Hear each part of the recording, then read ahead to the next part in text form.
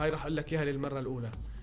نقلت أعداد من المسيرات إلى المناطق الحدودية. إذا كان عم بفكر الجولاني وغيره أنه الدخول إلى لبنان هو نزهة، فبدنا نذكره بالباصات الخضراء اللي حطيت له فيها أبو مالك التلي وبعثت له إياه لعنده. اللي طلعوا بالباصات الخضر بما فيهم الشيخ أبو مالك التلي وهن نفسهم اللي كنسوك أنت وحزب الزبالة تبعك وكلاب إيران وميليشيات إيران، وكنسوا آل الأسد عن بكرة أبيهم، وشخوا على قبر حافظ أسد في نص القرداعة.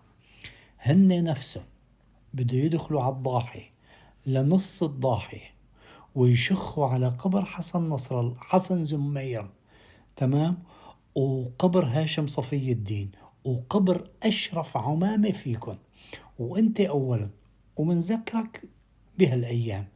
تمام، هن نفسهم. انت من العالم اللي تبعت الشيخ أبو مالك التلي على إدلب. استنى الأيام جاية.